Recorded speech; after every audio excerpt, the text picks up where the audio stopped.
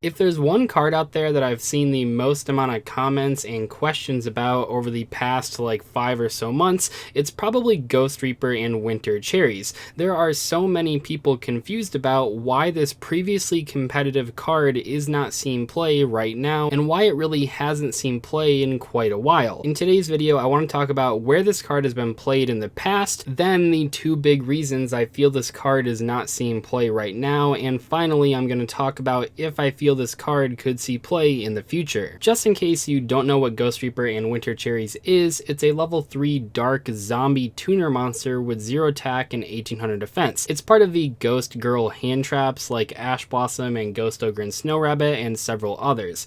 This thing says if your opponent controls more monsters than you do, quick effect, you can discard this card, reveal one card in your extra deck, then look at your opponent's extra deck, also banish all cards in their extra deck with the same name as that revealed card. You can only use this effect of Ghost Reaper and Winter Cherries once per turn. So pretty straightforward effect here. You discard it when your opponent controls more monsters than you, and then you look at their extra deck and banish all copies of a card that you also have in your extra deck. And in the past, it has seen a lot of play.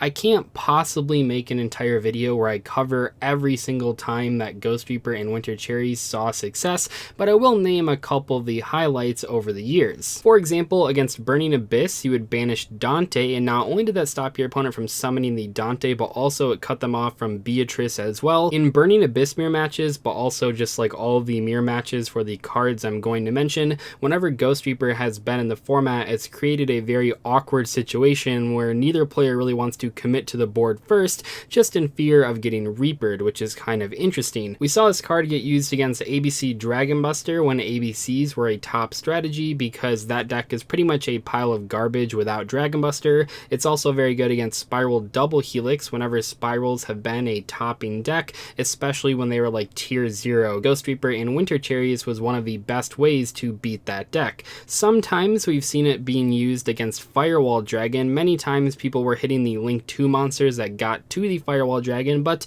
yes, we did see it get used against Firewall Dragon in certain situations. We also saw it get used against Heavy Metaphor's Electromite, a very good Link 2 monster, and that card was really important to hit in Pendulums because not only did it have a very powerful effect, but also it had 2 downward pointing link arrows, which were really key for pendulum summoning. And then we also saw it get used in many situations against Isolde, 2 Tails of the Noble Knights. This is one of the best Link 2 monsters in the game, and it pretty much still is. I mean, right now it's getting played in Infernoble Knights, and yeah, hitting this thing with Reaper was really good against Goki or Dark Warrior or whatever warrior decks were in the format. Keep in mind here that when this card was seeing play, it was not only seeing play for mirror matches, but also people would just put the most popular or most powerful extra deck monsters in their own extra deck if they had space for them, and then they would use the Winter Cherries to banish their opponent's copies. You would see Isolde in decks that don't play warriors or Firewall Dragon in control decks. They're not actually trying to summon those cards, they're just in there for Ghost Reaper specifically. In all of these cases, and plenty more times when Ghost Reaper was successful, it was always being used in a way that pretty much stopped the opponent's entire turn when it resolved.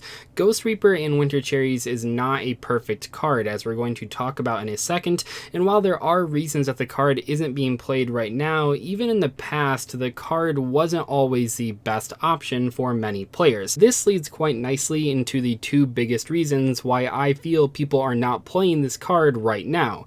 First off, I think it has been power crept in a few ways. One of the biggest problems with Ghost Reaper, just in the past, historically speaking, has been it's really terrible to draw after your opponent has already comboed off. Certainly this is the case with other hand traps as well. You don't want to draw Nibiru after your opponent just comboed, but at least those cards are valuable in some situations, even after turn 1. But with Ghost Reaper, it's pretty much unplayable after turn 1. I think this was also the problem with cards like No Material, another card that is not very good after the very first turn. This problem is further amplified by the fact that we now have better and better going second options. Things like Dark Ruler No More and Forbidden Droplet are really good examples of cards that you don't have to open with, you can also draw into to help break your opponent's boards. Furthermore, many other hand traps in the format are simply more impactful in more matchups than Ghost Reaper and Winter Cherries.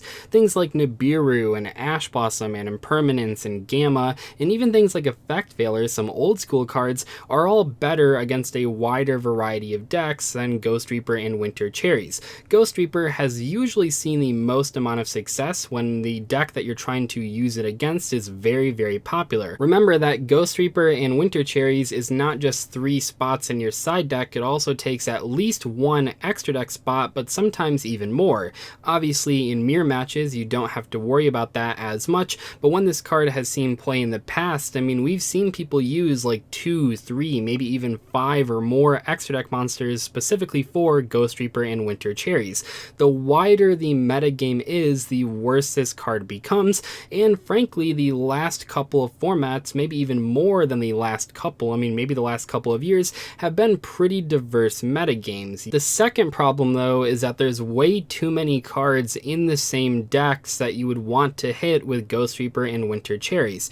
What do I mean by this? Well, in the past, even though I did list a lot of cards that people would hit with Ghost Reaper and Winter Cherries, most of the time once you hit one of those cards, your opponent's turn was completely over, as I said.